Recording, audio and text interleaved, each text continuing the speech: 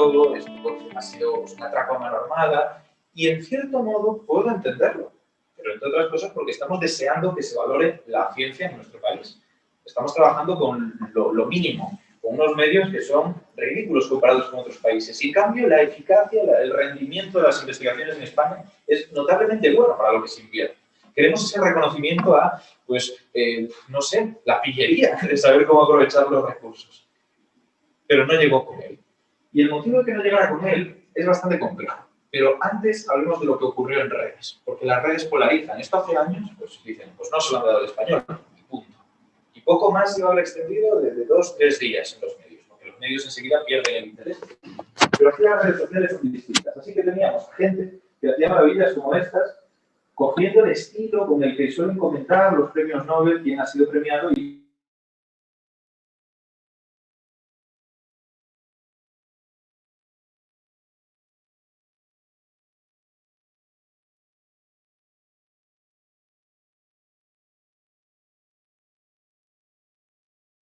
si fuera la vida en ello y no sabían escribir el nombre del investigador. Esto de verdad pasa. ¿Por qué? Porque se convirtió en ese momento ya en una queja por el gusto de la queja. Independientemente de que fuera algo válido, que se lo hubieran tenido que dar, hubo mucha gente que se sumó al carro porque nos gusta quejarnos en redes. Y ya daba igual que no supieras lo que es CRISPR, que no lo hubieras oído en la vida. Aquello era una vergüenza.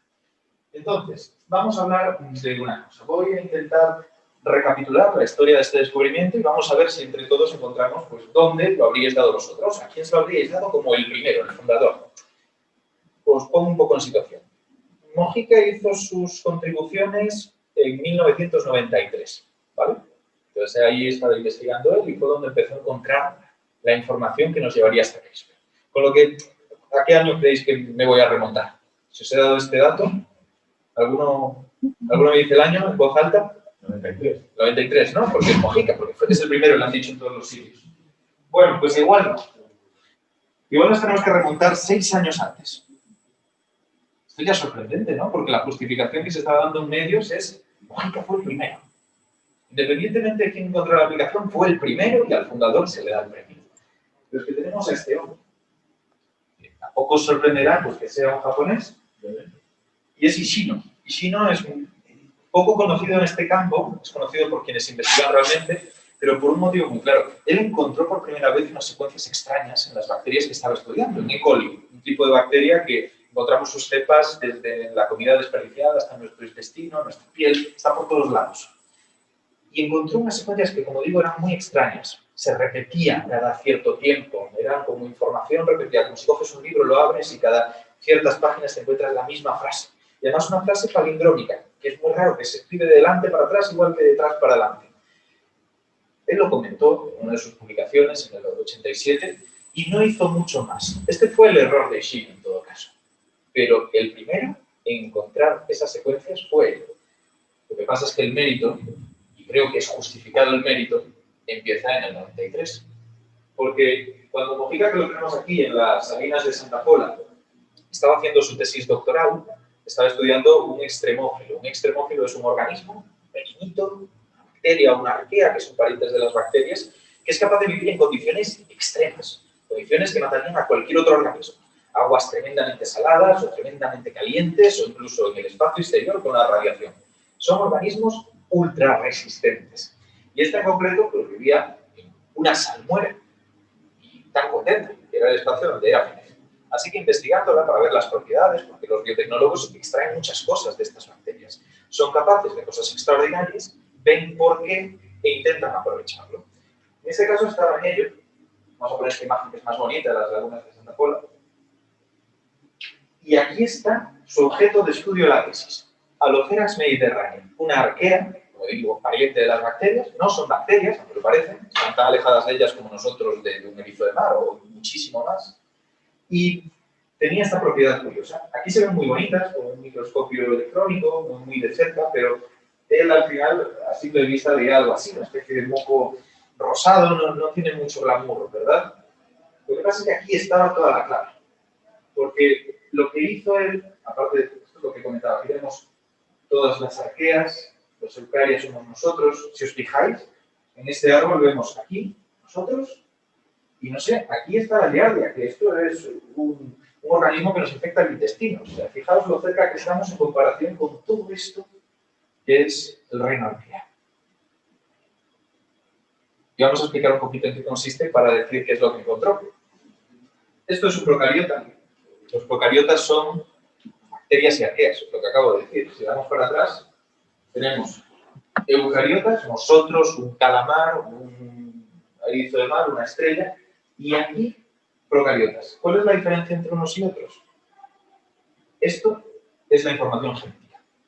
Lo que somos, en principio. Esa información que contenemos, que tiene las instrucciones de cómo construir las proteínas de nuestras células, cómo comportarse estas células, cómo realizar sus funciones vitales, se encuentran metidas ahí, en ese ADN, mucha información. En los procariotas está libre, es como una molécula que está perdida en medio de una piscina, flotando. En nuestro caso, los eucariotas tenemos un núcleo, una cápsula que la protege. Esta es la gran diferencia. Hay más, por supuesto, pero esta es la que nos interesa. Esto es lo que quería estudiar Mojica. Quería estudiar el ADN de esa Alopherax mediterránea, de esa arquea, de ese pequeño bichillo de las lagunas. Y más o menos así es como se vería. Porque tenemos que entender un poco rápidamente cómo está la información metida en ese ADN.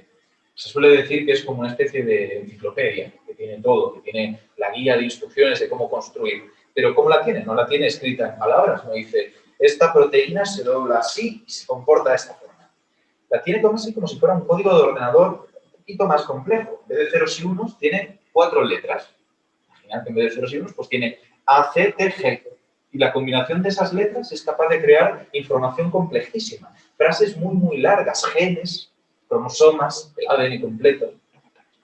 Y está en esa doble hélice que habéis visto representada en tantos sitios. Ya es un icono, ¿no? La doble hélice del ADN, que baja como una escalera en espiral. Vemos aquí esas letras que os estoy diciendo, la C, la G, la A, la T. Esto en realidad es más complejo. Cada una de esas cosas son moléculas, como vemos aquí. Aquí tenemos la adenina, que es la A, la timina, que es la T. Y tienen muchas, muchas claves para poder codificar esa información. No es información que tú lanzas hacia el aire y a ver si funciona.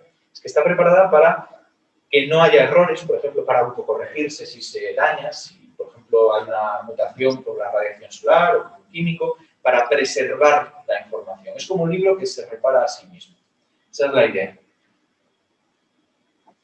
Y entonces, leyendo ese libro, encontró Mojica estas secuencias. Por eso os explicaba todo lo de las letras, para no abrumaros ahora con esto y decir qué me están contando. Vemos ahí esa secuencia que vas leyendo. Es como si cogieras la hebra, os digo, esta espiral, y dijeras, primero hay una A, luego hay una G, luego hay una T, y las pones en línea. Eso es lo que hizo. Y se encontró esto tan curioso. A medida que lo leía, iba viendo que algunas secuencias se repetían. Fijaos que aquí pone T, T, T, T, A, T, C, T, C. TT, TA, TC, TT. Y se repite aquí, aquí y aquí un montón de veces. ¿Cómo puede ser esto? ¿Qué sentido tiene? Buscando vio que Ishino ya había hecho algo de esto antes, pero no le había dado ninguna explicación. Y él ve algo más. Ve lo que estaba diciendo antes, que es palindrómico. Fijaos que aquí pone T, A, T, C, T, C. Aquí pone A, T, A, G, A, G. Y diréis, no se parecen nada. Pero es que aquí hay una clave interesante. Una C siempre va junto a una G. Una G con una C, por lo tanto. La T con la A y la A con la C. La T va con la A. La T va con la A. La T va con la A. La G va con la C. La T va con la A. La G va con la C. Eran palindrómicas. Había ahí un patrón rarísimo que nadie estaba explicando. Cualquier científico que ve esto se queda desconcertado, y a no ser que sea Ishino, dice, oye, aquí hay algo gordo, vamos a investigar a fondo a ver qué pasa. Este es el gran mérito de Mojica, que fue una persona que viendo esto consiguió entender que había algo importante. Él cuenta que volvió a casa y le dijo a la mujer, he descubierto una cosa que se contará en los libros de texto. Y aún así no tenía ni idea de lo que había detrás todavía. Él creía que esto iba a ser algo interesante para entender cómo funcionan las bacterias, pero no se imaginaba que pudiera llegar a condicionar ya no solo lo que es la biotecnología, sino en un futuro incluso lo que consiste ser humano, porque al final vamos a ver que la edición genética tiene implicaciones en todo esto. Esto además ocurría lo siguiente. Mojica se dio cuenta de que entre cada una de estas repeticiones, que es como le llamó, repetición 1, 2, 3, 4, había otros códigos que no se parecían en nada. pero que más o menos tenían la misma longitud, el mismo número de letras. Se colocaban así. Ya dije que esto era como un collar, ¿no? Una especie de fila de información. PTTATC, PTTATC, ¿veis que va haciendo así? Y vas empalmando todo. Primera repetición. Y llegas, pues hasta donde llegues. Luego metes el espaciador. Vuelves a meter otra repetición, que es igual que esta, y metes el segundo espaciador. Estaba colocado así. Y él pensó, vale, claramente esto es información redundante. Es casi como el érase una vez de los libros. Poco te cuenta. Te esperas que empiecen así muchos y no tiene la verdadera información. Tú quieres pasar rápidamente a lo siguiente y ver qué es lo que cuenta, ¿no? Con lo que los espaciadores, que sí que cambian, tendrían que ser de alguna forma la clave. Ahí tiene que haber algo distinto. ¿Y qué es lo que encontró? Buscando estas secuencias en bases de datos que ya existían, se dio cuenta de que eran compartidas con las secuencias de algunos virus. La información genética que codificaba algunos virus capaces de infectar bacterias, porque a las bacterias también les infectan. Nos atacan a nosotros y las atacan a ellas. Pues había una vuelta más. Resulta que las bacterias que tenían como robado una secuencia de un virus eran inmunes a ese virus. Esto ya era una cosa bárbara. Y aquí vuelve a estar el genio de Mojica. El darse cuenta de esto, el unir conceptos que son tan dispares y decir aquí está pasando algo muy complejo, por lo cual posiblemente estemos sospechando un mecanismo de inmunidad en las bacterias. Nosotros tenemos un sistema inmunitario que nos defiende contra las infecciones, complejísimo, con células, moléculas, con un montón de estructuras químicas bastante difíciles de transmitir ahora. Las bacterias son una única célula. ¿Qué sistema inmunitario pueden tener? ¿Qué defensas pueden tener? Pues resulta que tienen.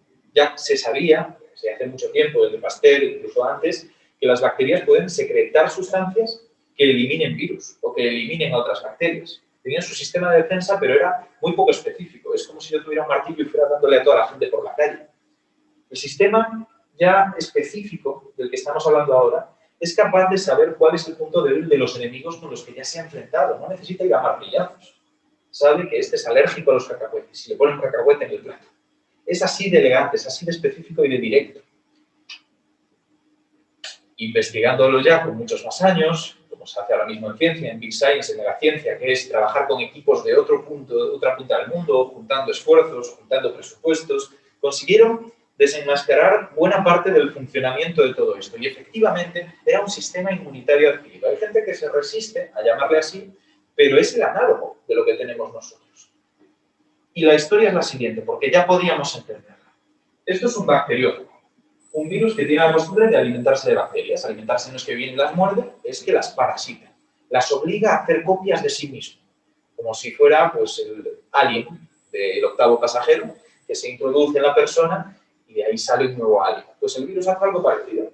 Introduce su material genético, lo rompe en trocitos y lo que va a intentar es introducirlo en el ADN de la bacteria, para que cuando la bacteria se duplique y tenga que leer ese ADN para ver cómo construir una nueva bacteria, construya nuevos virus. Es una trampa feísima, pero es como viven muchos virus. Pues resulta que las bacterias, que habían desarrollado una forma de defensa para esto, lo que hacían era lo siguiente, y es interesantísimo.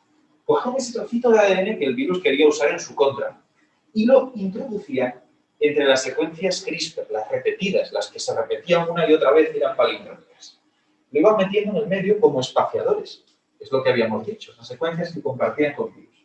Aquí tenemos una repetición, otra, y en el medio espaciadores de virus distintos. Este rojo pues es aquel, este será de una infección previa, y se quedaban con esa información como una ficha policial. Esto ya es espectacular, es lo que estábamos comentando antes, pero hay más. Cuando este ADN se lea para construir proteínas o construir lo que sea, para hacer que la célula siga su ciclo vital, básicamente, iban a producirse también unas secuencias aquí de información genética chiquitinas, que serían las copias de las que el virus había introducido, pero no iban a producir nuevos virus. Iban a producirse de la mano de unas estructuras llamadas Cas, que es ese nombre de CRISPR-Cas que se dice a veces, porque está asociada a las famosas tijeras moleculares, las que se utilizan para cortar editando genes, pues estaban en las bacterias pero con otra función. Iban de la mano de esta ficha policial del virus y en cuanto encontraban un trozo del virus por ahí, una información que coincidía, decían, tiene la misma cara, es el virus que me ha infectado. La Cas lo que hacía era acercarse, cortaba el ADN de ese virus e impedía que siguiera funcionando. Lo saboteaba. Y es lo que estamos viendo aquí. Cada una de esas secuencias se va, las tijeras con la ficha policial, y en el momento en que se encuentran con ADN de otro virus que está intentando introducirlo aquí, por ejemplo, se empareja la ficha policial con lo que está viendo y las tijeras lo cortan y eliminan el virus. Es espectacular y muy elegante. Por supuesto, es mucho más complejo, tiene muchas más cosas. Por ejemplo, es interesante que sepáis que esto no es exactamente ADN. Solo para que lo tengáis en cuenta, es ARN, que con lo del coronavirus lo hemos escuchado mucho, porque el coronavirus no tiene su información en ADN, la tiene en ARN, que lo que hace es esa T que vimos antes, pues no es una T. El ARN lo traduce a una U, uracilo, otra molécula. Las explicaciones son más complejas, pero la idea es que tiene que traducirse. Pues esa traducción lo convierte en ARN, que se utiliza como ejemplo, como ese ARN mensajero, para ver con qué coincide. Vale, pues hasta aquí la contribución de Mojica, que fue espectacular. Mojica hay un equipo de gente que además colaboraron poniéndole el nombre y que fueron los fundadores más importantes, por decirlo así. Vamos a reconocerlo de esta forma. Pero ahí se quedó el asunto. Mojica no se planteaba aplicarlo a biotecnología más allá de tal vez crear cepas interesantes para investigación, una bacteria que sea resistente a esto y poderla investigar para antibióticos o para lo que sea. Tuvieron que llegar estas dos personas, primeramente Doudna y luego Charpentier, que lo que vieron fue una potencialidad inimaginable. Hasta ahora ya editábamos genes. Se hacían en los laboratorios y era relativamente fácil aplicar las técnicas que se conocían. El problema es que esas técnicas no eran demasiado buenas. Muchas veces se compara con los primeros coches. Se estropeaban enseguida, eran muy caros, eran difíciles de conseguir, poca gente lo tenía. Es verdad que conducirlos no tenía gran dificultad, pero tampoco es que fueran muy precisos. Llega entonces la producción en cadena. Descubren una forma de producirlo mucho mejor, mucho más fiable, y van implementando medidas de seguridad. Y el coche de repente se democratiza. CRISPR es algo parecido.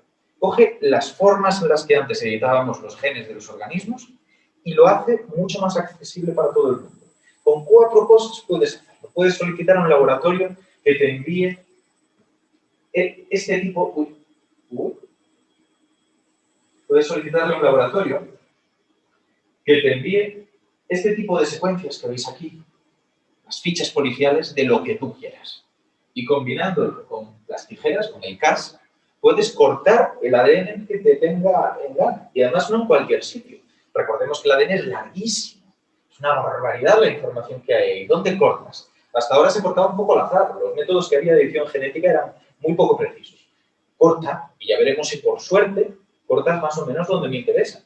Igual cortas a mitad de una frase de alguien y te cargas la información que había ahí.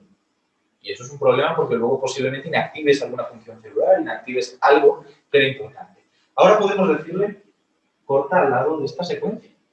Vas a buscar dónde hay en todo el ADN una estructura que coincida las 20 letras que tú hayas elegido, las 20 letras de esa ficha policial, de esa identificación, y decirle, corta. Eso es precisión absoluta y sencilla. Pues eso es lo que vieron. Y empezaron a aplicarla a distintas cosas. Ellas, en concreto, hicieron una especie de, un artículo donde planteaban ya la posibilidad para una patente que empezaron a tramitar. Una patente que querían que fuera para todas las aplicaciones CRISPR. Pero sus pruebas, las pruebas que demostraban que esto funcionaba, habían ocurrido solo en aquellas procariotas de las que os estaba hablando. Bacterias y arqueas, organismos unicelulares, chiquitines, que están bastante lejos de nosotros. Hasta ahí, más o menos, lo seguimos. Vale, pues entonces entra en juego este hombre, que tampoco está en el premio Nobel. ¿Qué es lo que hizo él? Es Fan, lo estaré pronunciando fatal posiblemente, pero es como lo vais a encontrar escrito, Fan. Él lo que hizo fue probar que funcionaba también en eucariotas. Células que tenían su ADN guardado en una cápsula como las nuestras, la de los hongos, la de los vegetales, la de las algas, y que por lo tanto podíamos editar organismos mucho más complejos. Claro, Doudna y Charpentier no se lo tomaron bien. Mejor dicho, su universidad, que al final es la que más rédito iba a sacar de la patente, no se lo tomó bien. Y por lo tanto, la Universidad de California se metió en litigios contra el MIT, que es donde estaba Fan. Litigios muy fuertes, para saber quién tenía realmente derecho de tener la patente para las células humanas, las eucariotas que había probado Zhang. Porque esa es la clave realmente, donde va a estar mucha evolución de todo esto y mucho del retorno económico. Poderse aplicar a agronomía en vegetales, como se está haciendo ya, o poderse aplicar a terapia génica. ¿Vale? Pues entonces empezaron los problemas. Normalmente os lo cuentan como os lo he dicho. Tenemos a unos, a otros, pelea y a ver quién lo consigue. La realidad es mucho más compleja. Aquí tenemos a todos los que ahora mismo tienen alguna patente medianamente aceptada, las formas en las que se las han pedido a determinadas pues, entidades y a empresas de spin-off y todo esto. Y luego las aplicaciones que tienen. No es que alguien tenga todas las aplicaciones sobre algo, como pretendía Doudna y Charpentier, sino que se han ramificado mucho. Y tenemos aquí Berkeley, la Universidad de California, que es la de ellas dos, que tiene pues, para todos los campos, dado a Caribou Bioscience, que es la empresa, y concreto te dice para hacer modelos animales, para hacer herramientas de investigación, para agricultura, para industria, pero bueno, luego tenemos a él, tenemos a Charpentier por su lado. Esto es un verdadero lío. Y en este lío, ¿cómo decides a quién premias? Esta es la pregunta. Porque implica que aquel que quiera dar un premio a CRISPR tiene que posicionarse. Muchos de estos litigios están cerrados, se determinó ya por varias veces que Zhang tiene derecho, su universidad, a la patente en células animales y el resto, bueno, células animales, vegetales, lo que decía, eucariotas, y el resto se lo podían quedar ellas. Pero a la vez tampoco era muy evidente. Había otra serie de veredictos por ahí mezclados. Muy difícil darle un premio. Y por eso, los años anteriores, que no se le había dado a CRISPR, a pesar de que ya estaba en boga, ya era importante, ya tenía todos los visos de que iba a ser la revolución de biotecnología en nuestro siglo, no se había concebido. Y la mayor parte de gente del campo creía que hasta que se solucionaran por completo estos problemas no se iban a conceder el premio a CRISPR, bajo ningún concepto, ¿no? Pues en eso sí estábamos equivocados. Y resulta que lo han dado. Y no solo se han posicionado quitando, si lo queremos ver así, a Mojica, sino que no está Zhang, que fue una persona que indiscutiblemente, incluso si quieres hablar de las implicaciones tecnológicas, es decir, yo el premio se lo doy a las aplicaciones. No se lo doy a la ciencia básica que descubrió el sistema inmunitario de las bacterias que luego se encontró que podía valer para evitar. Se lo doy a la aplicación, punto. Pues incluso en ese caso lo estás dejando fuera. El premio Nobel se puede dar a 3 personas, como mucho, no hay más opción. Tú eliges cómo lo repartes. El comité dice, pues le doy 1/3 a cada uno, o le doy la mitad a uno y luego 1/4 a cada uno de los otros 2. Estas son las 2 opciones que hay. Por lo que había un hueco para alguien más. Es muy curioso el posicionamiento que había, ¿no? De alguna forma, llama la atención. Y esta es la historia. Ahora ya vosotros podéis pensar más o menos quién merecía haber estado, quién no. Sí que voy a decir una última cosa, antes de meternos en las aplicaciones que tiene, y es que no sé si habéis estado atentos al Premio Nobel de Física de este año, que era para agujeros negros, se dieron a Penrose. Mañana hay una charla de agujeros negros, del Premio Nobel de Física. Exacto, que lo da Alberto, pues os lo explicará bien. No sé si lo comentará, precisamente aquí es a lo que voy, pero preguntad en Sudamérica, en Argentina, en Chile, si la gente estaba al tanto de lo de Mojica, si se han enterado de que ha habido un robo a un científico español. Posiblemente no. Yo os pregunto, ¿os habéis enterado de que ellos se quejaban de lo mismo en física? Ellos tenían a 2 investigadores que consideraban que merecían el premio y que fue un robo absoluto. Pues eso es porque somos muy chauvinistas. Porque al final tenemos que ver más allá. También es verdad que el Comité Nobel tiene unas tendencias a premiar a los suyos, a premiar a anglosajones y gente que investiga en universidades grandes. Esto no vamos a negarlo en ningún momento. Y blancos, y hombres, etcétera, sabemos que hay una tradición muy turbia. Pero lo cierto es que Mojica tampoco tenía todas las papeletas de estar ahí. Él mismo lo reconoce con muchísima elegancia, porque aparte de ser un genio y una de las piezas clave de la investigación en biomedicina de España y en el mundo, es una persona que sabe muy bien cómo comunicar estas cosas, sabe muy bien cuál es su lugar, sabe cuál es la recompensa que espera, que no es el premio, sino el reconocimiento dentro de la comunidad. Y es una maravilla escucharle hablar. De hecho, mañana, que viene Alberto Aparici para la charla de los agujeros negros, él tiene una entrevista directamente con Mojica, hecho en Onda Cero, él tiene una sección allí, hablando, pues, Mojica, Alsina y él, creo. No sé si Alsina va a ir el cura, porque como está en varias secciones. Y es una maravilla, porque es que dice, bueno, yo lo entiendo. El Nobel es algo aplicado. El Nobel se fundó como un premio de riqueza de cara para Nobel, para el inventor, porque a él le dieron por muerto en un momento dado y se encontró desayunando y viendo que había un obituario suyo en los periódicos. Se había muerto su hermano y les confundieron. ¿Y qué ponía ahí? Muere bueno, pues uno de los mayores asesinos del mundo por haber contribuido a la pólvora y a bueno, pues cosas de armamento, etcétera, etcétera. La imagen que daban no era muy buena. Y Nobel, que ya tenía dinero, dijo, vamos a intentar mejorarlo en los años que me queden, vamos a dejar otro legado. Este dinero a gente que haya conseguido avances que cambien la humanidad. Este es el tema, cambien la humanidad. El conocimiento la cambia. A mí me encanta la investigación en ciencia básica. Pero no es el espíritu que hay ahí. Normalmente suele ser a cosas aplicadas. No siempre, pero normalmente suele serlo. Así que no es extraño que no se lo dieran a él. No es extraño que no le dieran el de medicina, que también se decía, ¿por qué no le han dado el de medicina? ¿Por qué el de química? CRISPR a día de hoy, y veremos que tiene aplicaciones biomédicas, no se utiliza en la clínica todavía. No hay mucha gente que sea tratada con CRISPR. Hay casos excepcionales, tremendamente extremos, que sí que pueden haber sido aproximados así, pero hasta que no sea algo normal, algo utilizado con frecuencia, que se haya probado 1000 veces y se haya comprobado su eficacia y su impacto, el de medicina no se lo puede llevar. Así que hay como muchas cosillas ahí que daban pistas de cómo se iba a revelar el asunto, pero que la prensa lo redujo a tenemos un gran candidato español al mundo. En parte por la ilusión que teníamos, en parte porque desde luego, pues oye, un premio y un reconocimiento mundial se lo merece porque es un genio, pero tal vez no era este el lugar y este el campo. Vale, antes de meterme en esto, sí, vamos a hablar de las aplicaciones. Os he comentado alguna cosilla y antes de que os las enumere, para que veáis hasta qué punto esto va a ser la revolución de los próximos años, os quiero preguntar, ¿qué aplicaciones creéis que puede tener esto? Dadme así un poco de feedback, alguna que se os ocurra. Enfermedades genéticas. Enfermedades genéticas está muy bien, porque podemos editar genes, ¿no? Así que podemos evitar que algunas enfermedades, como el Huntington, que es una enfermedad neurodegenerativa, pues tenga lugar. Corregimos la parte que falla, personas muy jóvenes, y listo, ¿no? Corregimos el embrión y ya se forma como una persona libre de la enfermedad. O incluso podemos tratar enfermedades somáticas. Se cree que se puede tratar a adultos. Ya no al niño cuando son 4 células, sino a adultos con CRISPR, para cambiar su genoma por completo, de células que no son germinales, no son espermatozoides, óvulos, ni son cigotos, ese pequeño nosotros que hay cuando se juntan unos y otros.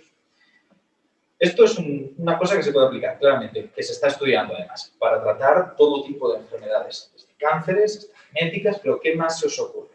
Porque esto son vacunas. Se pueden hacer, en cierto modo, pues, se puede utilizar como una herramienta para casi cualquier investigación de farmacología o de genética o tal. Y no solo vacunas, voy a deciros una cosa, diagnósticos.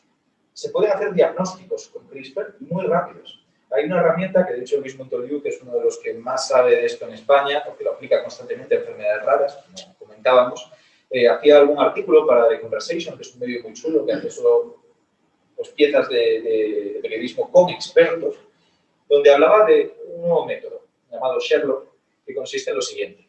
Hemos dicho que CRISPR-Cas es capaz de reconocer secuencias concretas y cortar. Esa es la idea, ¿no? CRISPR-Cas en sí mismo, CRISPR-Cas9, que es el tipo de Cas que se suele utilizar, no hace nada más.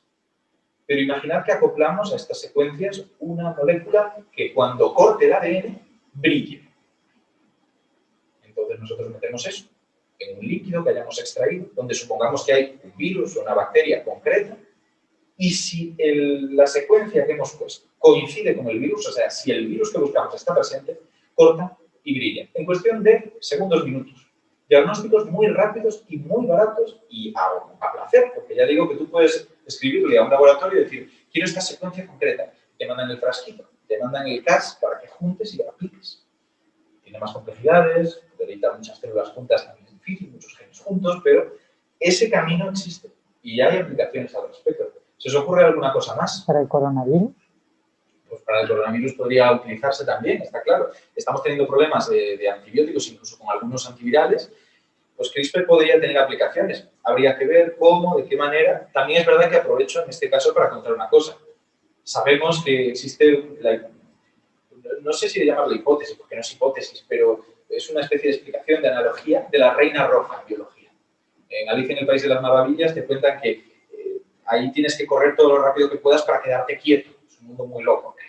En la biología pasa algo parecido. Hay organismos que desarrollan herramientas para pues, vencer a otros, para comérselos, para superarlos, para defenderse, pero ese no es el final del juego. Eso lo que hace es forzar a esos otros organismos que han sido superados a desarrollar sus propias herramientas para vencerlo, para evitar que les ataquen. CRISPR-Cas ocurre algo parecido. La bacteria puede defenderse de los virus, pero ya hay virus que tienen herramientas contra CRISPR-Cas. Y de esas herramientas también podemos extraer información, técnicas y de todo. O sea, estamos hablando de un verdadero nuevo mundo que se nos presenta. Pero hay más. Estamos diciendo que CRISPR-Cas deja de editar cualquier cosa. Eso significa que también deja de editar modelos animales. Hemos dicho coronavirus, ¿no? El coronavirus, ahora que estamos intentando probar las vacunas se prueban primero en animales. Son fases preclínicas para intentar refinarlas un poco antes de metérselas a personas. En el caso de los ratones, que se suelen utilizar para vacunas, hay un problema. Los ratones son inmunes al coronavirus. Entonces, ¿cómo se están probando? ¿Cómo se está probando la vacuna? Pues se está dedicando a los ratones, con CRISPR o con la técnica que sea, en caso de cada laboratorio, para que sean susceptibles. Sin esa edición de modelos animales, habría muchas investigaciones que no podríamos desarrollar. Y de repente es más barato. Sabemos que uno de los grandes problemas en investigación son los fondos. Si se abarata, si se democratiza para que lo puedas hacer en casi cualquier sitio, da igual pues, el soporte que exista en tu laboratorio, es una suerte. Sí. Perdona, en el chat de Zoom nos está diciendo Daniel Pellicer que para mejoras en la producción vegetal. Por ejemplo, eso es lo que iba a decir ahora. Normalmente decimos CRISPR es el futuro y ponemos estos ejemplos que estoy diciendo. Tratar personas, en fin. Pero es que CRISPR es el presente. CRISPR ya se utiliza para edición de muchísimos temas en agricultura. Hacer plantas más resistentes a la sequía. Plantas que puedan sobrevivir a determinados parásitos. Ojo, ¿qué significa esto? Que si puedo hacer plantas resistentes a infecciones, me ahorro tener que utilizar con ellas determinados productos. Y lo mismo en animales cuando ocurra. Sabemos que uno de los mayores problemas para la resistencia a antibióticos, sacan bacterias súper resistentes que no puedes tratar con nada, es que en las grandes empresas ganaderas, no necesariamente en Europa, porque ese tema está regulado distinto, se dan muchos piensos con una gran dosis de antibióticos. Generan resistencias, salen de ahí cepas muy duras. Si conseguimos crear células resistentes a las principales infecciones, reducimos muchísimo los antibióticos. Podríamos tener aplicaciones en todo lo que os imaginéis. Esa es la maravilla de CRISPR, que es una herramienta sencilla que te permite quitar muchas barreras que había para investigación económicas y prácticas y de repente pues, abrir toda una opción de desarrollar la imaginación, de ver opciones. Pero está este problema. ¿Quiénes de aquí conocen a este hombre? ¿Les suena? ¿Nadie? Pues os voy a... Es que os vais a sentir mal. Los que hayáis levantado la mano os vais a sentir mal porque esto es muy serio. Sí. Este mes cumplen 2 años las 3 únicas personas editadas con CRISPR en el mundo. Estamos hablando de personas que han nacido editadas genéticamente. Ya tenemos gente en el mundo que ha pasado por la edición CRISPR y ha nacido así. Y lo digo con esta solemnidad porque es un problema muy gordo, del que ahora hablaremos. Y él es el responsable. Sí. Estamos hablando de He Jiankui, que era, bueno, es físico, es un físico que se metió donde tampoco tenía mucho conocimiento, hizo un postdoc de tema de biomedicina, biotecnología, donde aprendió a usar CRISPR, pero en muy poco tiempo. CRISPR es una herramienta fácil de usar, pero usarla bien en cosas tan complejas como células humanas es difícil. Hemos dicho que busca donde coinciden 20 letras para cortar, pero es que el ADN tiene muchísimas letras. Puede que haya más de un sitio que tenga justo la misma secuencia, igual que me puedo encontrar varias palabras que tienen la secuencia ARA. No me permite elegir siempre la misma, el para, ¿no? Pues igual es, no sé, otra que tenga las mismas. Este es un problema, que CRISPR corte donde no debe. Y cuando tú no sabes trabajar bien con él, no sabes seleccionar bien cómo hacer estas cosas, son problemas que acaban ocurriendo con frecuencia. Pues en este caso pasó algo parecido. Él vio la noticia de forma muy irregular. Sabía que lo que estaba haciendo era biológicamente muy reprobable. Se puede editar genéticamente embriones humanos, prácticamente en todo el mundo, en España también. Lo que no se puede es implantarlos para que se desarrollen. Puedes editarlos, intentas entender cómo funciona para poder desarrollar técnicas y tratamientos más adelante, pero no lo implantas en un útero para que se forme una persona. Porque ahí es donde está el problema. Todavía no controlamos suficientemente eso como para condenar a alguien que nazca a que tenga todos los problemas asociados a una mala edición de CRISPR.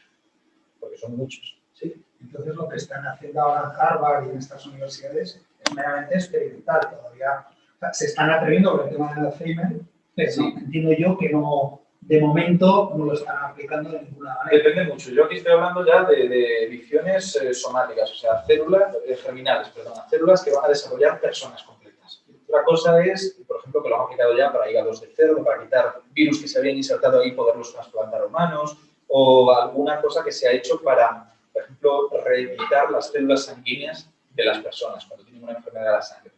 Estas cosas se han hecho. El problema es cuando es a alguien que todavía no ha nacido y que no puede tomar esa decisión él mismo. Es decir, yo quiero que me quiten. ¿Pero por qué? Porque las implicaciones son muy graves. No siempre consigues editar todas las células que tiene esa persona cuando es pequeñita, ¿vale?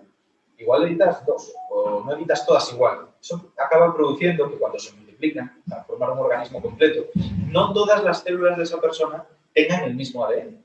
Si se han hecho cortes donde no deben, igual ha hecho cortes con la mala suerte de que está justo en el lugar que utilizan nuestras células inmunitarias para reconocer a nuestras células como nuestras. Es como un salvoconducto para que no nos ataquemos. Sí. Si eso lo modificamos, nos exponemos al ataque de nuestras propias células inmunitarias. Enfermedades autoinmunes, que se llaman.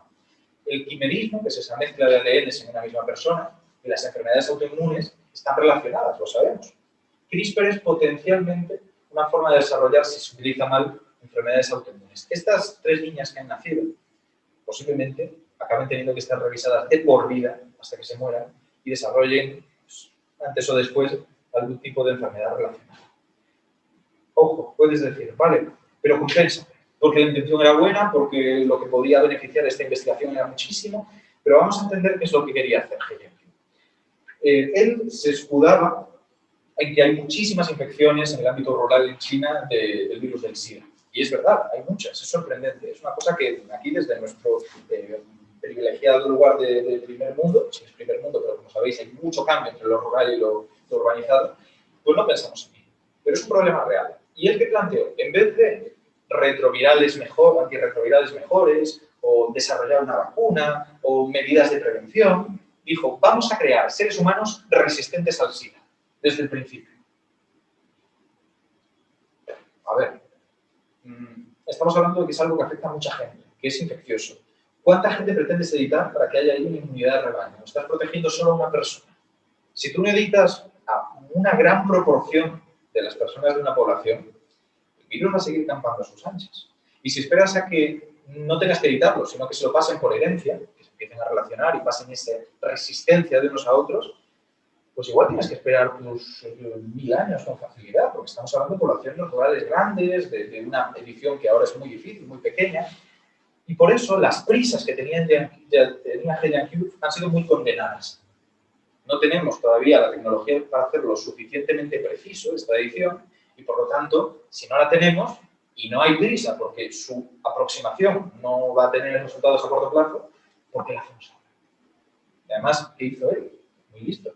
Cogió una enfermedad que sabemos que es relativamente fácil de editar. Este gen CCR5 sabemos que en algunas personas se ve alterado y son resistentes al SIDA. Pero estas personas tienen problemas asociados. Son más susceptibles a enfermedades virales como la gripe. Son más susceptibles a problemas del neurodesarrollo, posiblemente, que se está investigando. Al final, ¿el cómputo sale positivo o negativo? Estamos trabajando un poco al azar. Podía haberlo aplicado a cosas, y aún así también habría sido controvertido, mucho más limpias. Pero ¿qué pasa? Que llama mucho la atención decir que he creado personas resistentes a una enfermedad que ha sido una de las mayores lacras del siglo pasado, que ha causado tanto daño no solamente en cuanto a las muertes, sino en cuanto a los estigmas que ha producido. Tiene unas implicaciones muy trascendentales. Pues eso es lo que hizo y se arriesgó. Y él se comparaba con los primeros que hicieron fertilización in vitro, que ahora mismo está extendida, pero es que en el momento era bastante más segura. Se pusieron un paso por delante de la bioética del momento, pero teniendo la tecnología. Ahora lo ha hecho a lo loco. Esto en España habría sido inviable. Sabían los que se dedicaban a esto que si había algún lugar donde un científico se iba a pasar por las medidas bioéticas o donde quisiera, iba a ser China, porque tenían leyes muchísimo más laxas, leyes que de hecho han creado a base de palos, a base de encontrarse excepciones de gente que se ha puesto a investigar con lo que no debe. Desde la Segunda Guerra Mundial, la bioética ha tomado mucha fuerza, porque hemos visto las atrocidades que podemos llegar a hacer y las justificaciones tan ridículas que encontramos para ello. Tenemos que justificarlo, tenemos que reducir todo lo que podamos la investigación en animales, asegurarnos de que la investigación en humanos tiene más beneficios que riesgos. saber que esas personas consienten, otra clave. Este hombre ahora mismo está entre rejas, pero no está entre rejas por haber evitado, está entre rejas porque el consentimiento informado, ese papelito que os pasan los médicos, que en realidad el consentimiento es mucho más que eso. El consentimiento informado es para asegurar de que preserváis vuestra autonomía y sabéis qué os están haciendo. El papelito es algo legal accesorio. El consentimiento informado, que es lo que tienen que hacer, es explicaros con detalle, preguntaros para ver si lo habéis entendido, que os vayáis a casa a reflexionar y luego decir si estáis convencidos o no. Esto no tiene casi ningún sitio, por las prisas de la asistencia, por las malas condiciones laborales que hay. Pero esto es el consentimiento informado de verdad y no el papel. Este hombre no hizo ni una cosa ni otra. El consentimiento informado tiene que estar escrito, es de papel, en un lenguaje accesible. No lo estaba. No estaba avalado por un comité ético. Lo pasó engañando a las personas que iba a tratar y a los médicos de la clínica de fertilización. O sea, implicó a muchísima gente en algo que sí que está más tipificado como delito. Y ahí es el único motivo por el que está ahora mismo entre las rejas. Y tampoco por tanto tiempo. Unos pocos años, $500,000 y estará fuera otra vez. Es verdad que con suerte no le cogerán de ninguna universidad, pero la verdad es que tenemos la buena pata de que, aunque esto es lo que trasciende a los medios, la mayor parte de científicos que investigan con CRISPR tienen claras las limitaciones. Y dicen, de hecho, Dudna, que lo comentamos antes, ha pedido una moratoria para que no se apliquen estas cosas a células germinales de humanos que se quieran implantar todavía.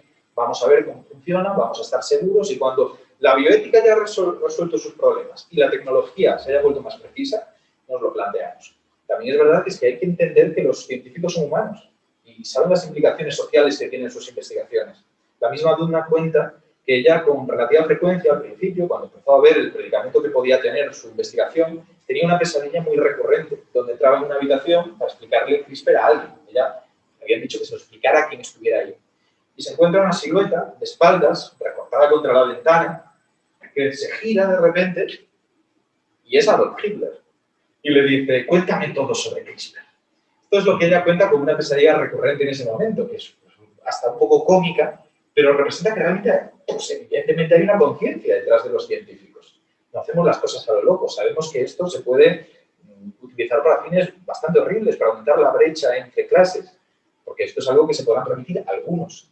La película Gattaca, que está comentadísima, más no poder, se ve muy claro esto. Aquel que ha sido editado tiene posibilidades y quien no, cosas no especializadas, trabajos precarios y a ver si sobrevive.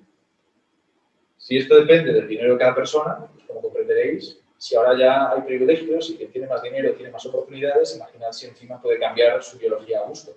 ¿Qué pasa? Que eso no quiere decir que tengamos que frenar esta tecnología, quiere decir que tenemos que utilizarla con cabeza. Todo lo que tenemos es peligroso, potencialmente lesivo para la sociedad. Los teléfonos móviles también aumentan la brecha esta. Estamos diciendo que quien tiene un teléfono móvil puede permitirse algunos trabajos y tener un nivel de contacto con el mundo que otros no. Teléfonos móviles es internet y son zonas del tercer mundo también. No aquí, con suerte, lo tenemos todos. Toda la tecnología implica esto. Y por lo tanto, lo que tenemos que hacer es ganar en conocimiento bioético, en medidas restrictivas, en formas de implementarlo, con la velocidad más alta que podamos para que no nos avance la teoría. Y eso yo creo que es más o menos todo lo que quiero decir. Si queréis, ahora entramos en preguntas. Y ahí tenemos pues, a Mojica, porque me parece de rigor ponerlo al final. Hemos dicho que tal vez el Nobel no lo merecía, pero en ningún caso estoy minusvalorando su trabajo como investigador. Es una persona infinitamente más inteligente, creo que casi todos los que estamos aquí, al menos yo me incluyo, y que además hace un trabajo impecable con los fondos que tiene. Y una última reflexión, muy rápida, que es que tal vez haya sido esta buena noticia que no nos digan el Nobel. Y esto puede llamar la atención de la gente. Pero es que, ¿qué significa darle el Nobel a un país donde se está invirtiendo tan poco en ciencia?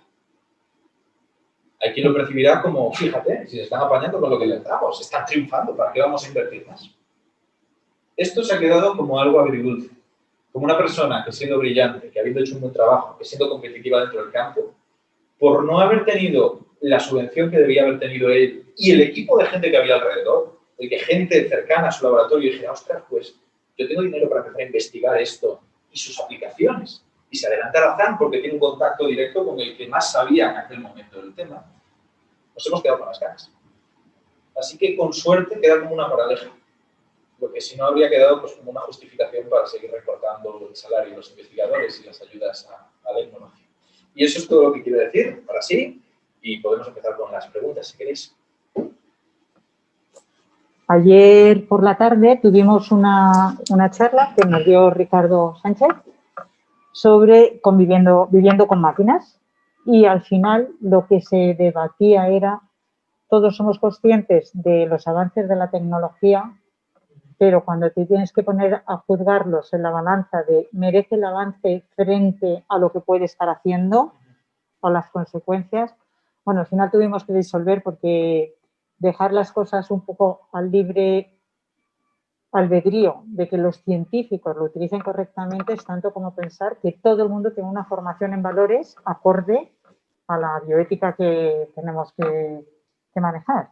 Tenemos la suerte de que no depende de los científicos. Los científicos están muy bien que sean humanos y que tengan sus valores, que los tienen, pero casi cualquier investigación medianamente comprometida, por decir, realmente todas las que implican a personas, tienen que pasar por comités éticos.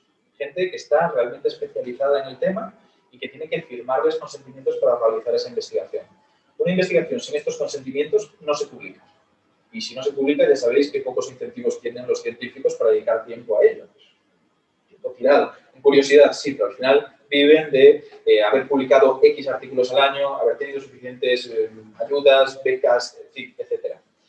Esto limita mucho el avance en malas direcciones. Tal vez no pase tanto con la tecnología, que al final, como puedes hacer tu patente y sacar rédito enseguida de ella, las empresas tienen mecanismos muy distintos. Pero como en ciencia están estos comités bioéticos, incluso en empresas privadas tienen comités bioéticos, tienen que pasar. O sea, imagina que sacan datos de pacientes de un hospital determinado.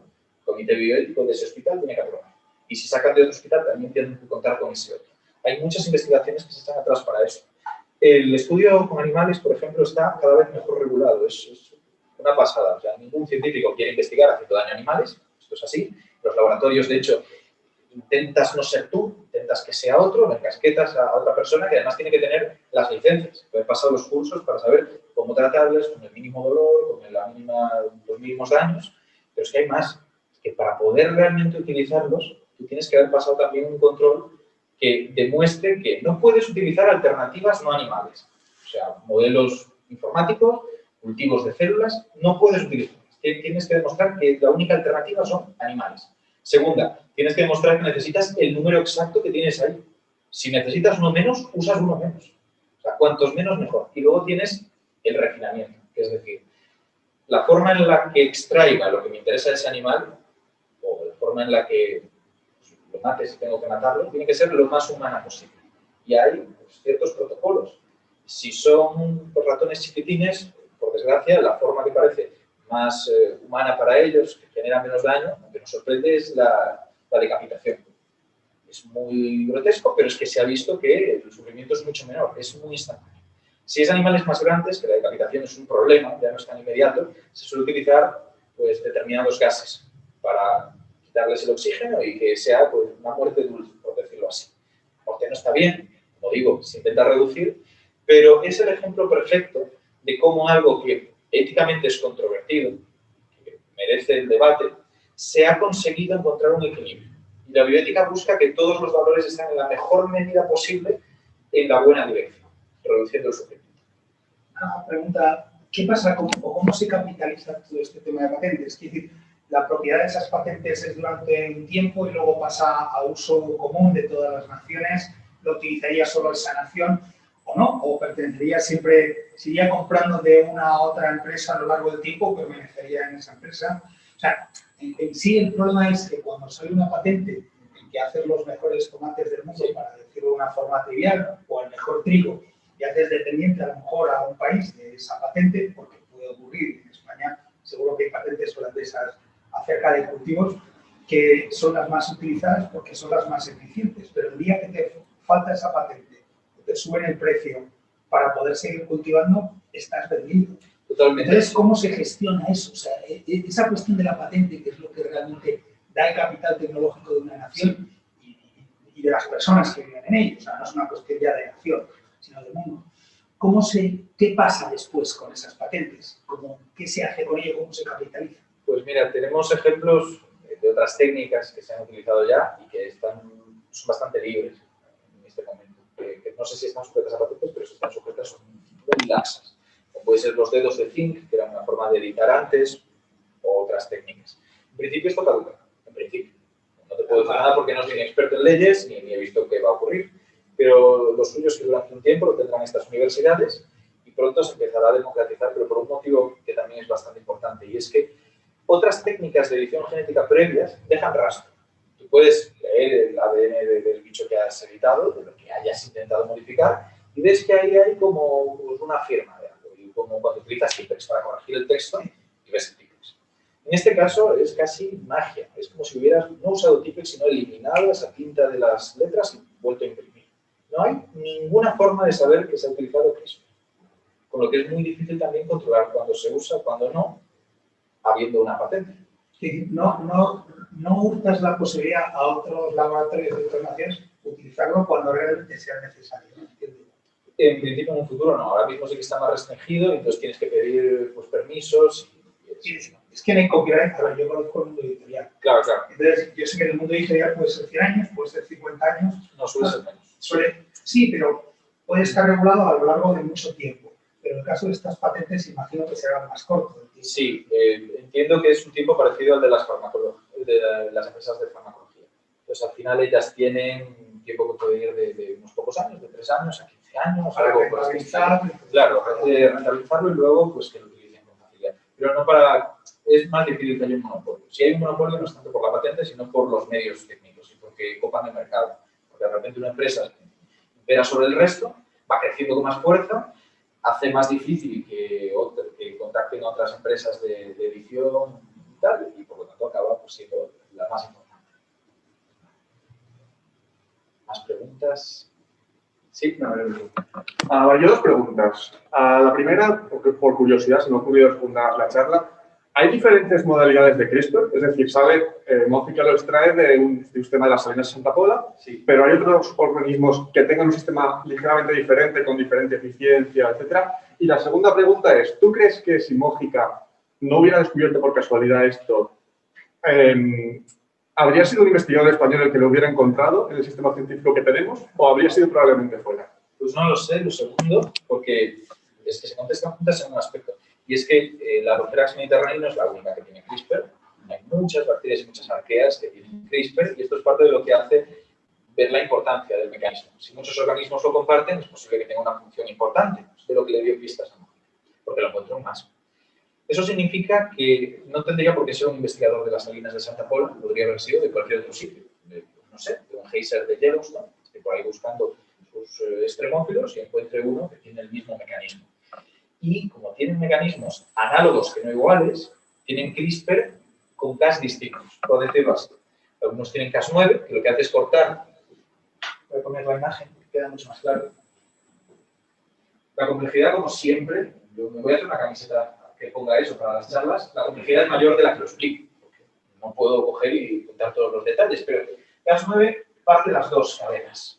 Luego, al final tienes copias que son complementarias. Como hemos dicho, una G se va de una C al otro lado, con lo que no es información nueva la que hay al otro lado, es como un molde con lo mismo. Pues CRISPR-Cas corta las 2. Y esto permite un tipo de edición distinto, donde tú puedes insertar cosas en el medio, las mutaciones se producen de una forma distinta, pero hay casos en los que quieres cortar solamente una de las 2 hebras, por distintos motivos. Y en esos casos usas otro tipo de Cas. Entonces hay muchos más Cas que se están descubriendo, además, constantemente nuevos, de tipos distintos, de grupos distintos, y que tienen la ventaja de que acaba siendo como una caja de herramientas. Tú descubres una nueva herramienta, te la guardas ahí, sabes que tiene aplicaciones para determinada cosa. Las buscas aquí, las buscas en Himalaya, las buscas en cualquier sitio perdido del mundo, a ver dónde está la próxima herramienta Cas o la próxima herramienta de cualquier otro tipo. Las bacterias y las arqueas son aparentemente sencillas, pero por eso tienen sistemas para sobrevivir muy elegantes en su sencillez, que son más fáciles de manipular por nosotros. Por lo tanto, se convierte en una caja de herramientas natural de donde a ver qué podemos sacar en el futuro. No sé si te he respondido más o menos. Sí. Que tenía, si se ve diferentes, sí. Igual que hasta polimerasa, para hacer PCRs, que hay muchos tipos diferentes, pues al final vas a ser un poco... Sí. Y ahí va a estar también parte del problema de las patentes y tuyo. De hecho, ya hay cierta controversia. ¿Qué vas a patentar exactamente? Claro. El método que utilizas, por lo tanto, también depende en cierto modo del Cas que utilizas. Ahí hay variaciones. ¿Más preguntas? Sí. ¿Tendría tentación para la resistencia a venenos y cosas así? Pues es interesante. Pues en principio podría por un motivo, o sea, no es que te esté hablando de forma muy especulativa, o sea, lo que te voy a decir seguro que es así, pero es verdad que no he visto ningún artículo al respecto. No tengo claro que pueda atacar al veneno en sí, pero es que el veneno funciona porque tus células tienen receptores en su superficie, como guantes así preparados, que encajan a la perfección con determinadas moléculas. La molécula del veneno. Son específicas, es como que se une una con otra y activa cosas que te hacen daño. Tú puedes hacer que con edición CRISPR dejes de expresar esas moléculas. Pierdas la información que permite a esas células construir el guante que va a recibir al veneno. Con lo que el veneno no tiene forma de generar ninguna actividad en sí. Lo que pasa es que, claro, las células no son tontas. No han creado una proteína en su superficie para que te haga daño un veneno. La han creado para otras cosas que son cruciales para ti. Y el veneno lo explota. Así que, claro, editar genéticamente una célula para que no tenga estos receptores puede traer más problemas que beneficios. Pero estrictamente crear cultivos celulares resistentes a determinados venenos es posible. No sé si te he contestado. Vale. Yo, desde el punto de vista de la comunicación, ¿no te parece un poco paranoico que por un lado no le hagamos ni puñetero caso, perdón la manera en la que me expreso, a la ciencia o a la investigación en España y también en Latinoamérica, sí, y luego nos quejemos de que no nos den un Nobel? Sí, o sea, no es un poco como, pero un poco. Hay muchas contradicciones de estas. De hecho, yo he puesto un tercer ejemplo. Hablé de los que hacían cosas bonitas, como el montaje de Mojica en el Comité del Nobel, los que lo confundían con otra gente. Exacto. Pero había un tercer grupo que era gente que lleva todo el año quejándose de que se invierta en ciencia básica. Diciendo, no, pero es que la ciencia básica es conocimiento que creas, pero no es aplicación directa, con lo que no hay patentes que te puedan reportar beneficios para una universidad, que es dinero público. No quiero que se gaste mi dinero como ciudadano en estas cosas que no van a traer ningún tipo de retorno. Hay mucha gente que lo dice. Pues es la misma gente que se estaba quejando de que no se lo hubieran dado a Mojica, que es ciencia básica. Es como, a ver, es que igual es más compleja esa relación. Es que esa línea que separa ciencia básica y ciencia aplicada es muy teórica. Realmente, cosas como teoría de números en matemáticas, que hace unas décadas no sé qué aplicación puede tener, ahora es la clave de muchos sistemas de infiltrado de bancos. ¿Quién iba a esperar eso? Al final tenemos que apostar a todo lo que podamos porque el conocimiento acaba redundando en nosotros para bien. La cosa es cuándo y cómo.